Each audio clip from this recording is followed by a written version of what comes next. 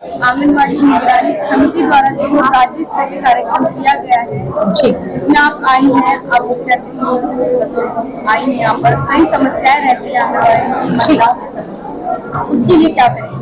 देखिए, पहले भी आंगनबाड़ियां चलती थी हमारी सरकार के आने से पहले, आज भी आंगनबाड़ियां चल रही हैं। निश्चित तौर पे मैं एक बात कहूंगी कि यहाँ जितने भी आंगनबाड़ी वर्कर उपस्थित हैं उनसे आप व्यक्तिगत तौर के ऊपर पूछ सकती हैं कि पहले की राज्य सरकारें किस तरह से आंगनबाड़ियों के लिए काम कर रही थी और आज की राज्य सरकार किस तरह से आंगनबाड़ियों में काम कर रही है।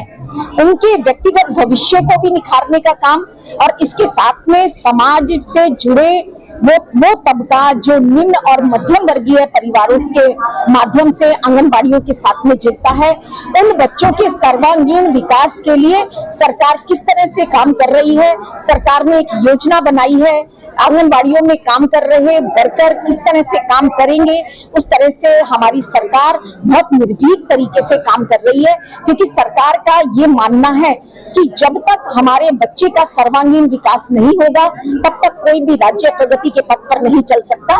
इसीलिए सरकार की शुरुआत आंगनबाड़ियों से लेकर के हुई है। काफी टाइम से देखा गया है कई आंगनबाड़ी कर्मचारी, जिसमें 850 आंगनबाड़ी कर्मचारियों को टर्मिनेट कर दिया गया है, लगातार प्रोटेस्ट कर रही हैं। अभी कल ही महिला बाल विकास के साथ बार उन्होंने प्रोटेस्ट किया है, उसके बारे में क्या सरकार? मैं जानती हूँ बहुत सारी कमियां खामियां आज भी हैं, लेकिन एक 5 वर्ष के पूरे पीरियड के अंदर 40 साल की कमियों को सरकार पूरा कर दे, ये संभव भी नहीं है। हर चीज को करने के लिए, हर काम को करने के लिए एक निश्चित समय लगता है। आंगनबाड़ी के वो वर्कर सबको खुश करना संभव भी नहीं है, लेकिन जो आंगनबाड़ी के वर्कर हमसे नाराज हैं, उनसे हम व्यक्तिगत तौर पे हमारे अधिकारी, हमारे लोग उनसे बात कर रहे हैं और जिन प्रॉब्लम्स को लेकर के वो सरकार से नाराज है, उनके ऊपर लगातार उन बातों का समाधान निकले, उसके लिए प्रयास है। लगाया गया कि उनको टर्मिनेट कर दिया गया, इससे उनका क्या नुकसान और क्या फायदा होगा? देखिए, कुछ न कुछ कारण तो रहे होंगे। ऐसा तो नहीं है कि घर बैठे हुए सबको तो टर्मिनेट नहीं किया। एक निश्चित लोग उसमें रहे हैं जिनके खिलाफ उन्हीं के डिपार्टमेंट के लोगों ने लिख करके दिया है और वो कुछ ना कुछ आधार जरूर रहा है जिसके बेस के ऊपर टर्मिनेट किया। भारत भविष्य का जानना यह है कि अभी दिल्ली में कुपोषण का क्या स्थिति है? देखिए, कुपोषण अपने आप में बहुत बड़ी महामारी है। निश्चित तौर के ऊपर वो कुपोषण चाहे बच्चे को लेकर के हो, चाहे गर्भावस्था वाली महिला को लेकर के हो, स्वस्थ समाज तभी स्वस्थ होगा जब व्यक्ति स्वस्थ होगा। कुपोषण को लेकर के हमारी सरकारें बहुत सारा काम कर रही हैं।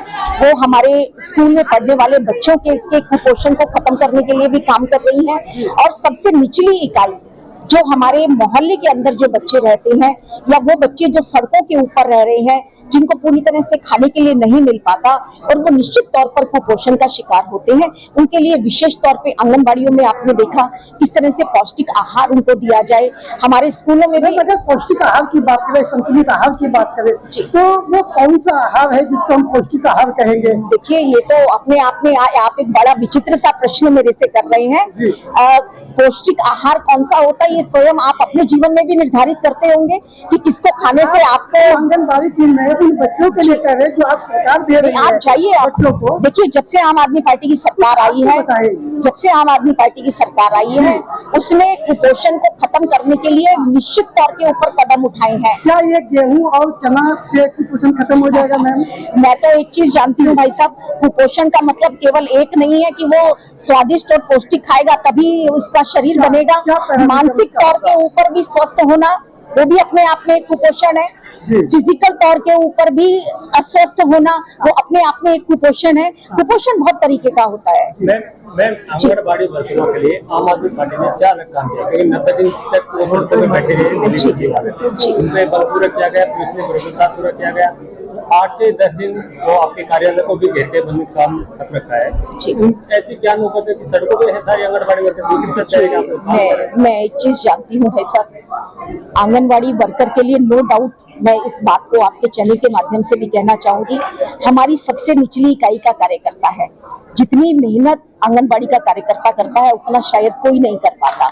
उनकी बहुत सारी इच्छाएं, महत्वाकांक्षाएं स्वाभाविक है अपनी सरकार के साथ में जुड़ी रहेंगी।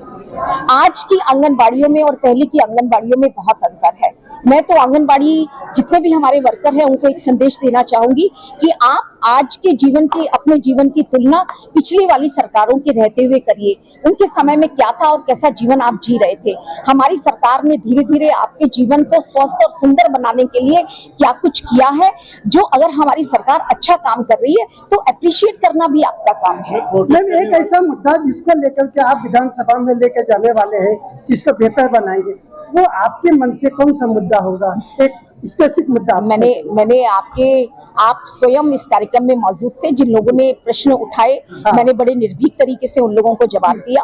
उनको अगर लगता है कि किसी तरह से भी आंगनबाड़ियों को संभालने में मेरी सरकार की तरफ से उनको कोई कमी नजर आती है या हमारे कार्य क्षेत्र में कोई कमी नजर आती है, तो निश्चित तौर पे वो व्यक्तिगत तौर पे हमसे बात करें। हम कर रही हैं, कल भी घेराव कर रखा था उन्होंने कार्यालय का, उनको आप आंगनबाड़ी वर्कर मानते हैं नहीं मानते? आप कैसी बात करते हैं, आप कैसे सवाल कर रहे हैं? नहीं, आप ये पूछिए, वो आंगनबाड़ी वर्कर जो बाहर बैठ करके प्रोटेस्ट कर रहा है वो स्वयं में आंगनबाड़ी वर्कर है तभी कर रहा है ना, तो हमारे मानने और ना मानने से क्या होगा?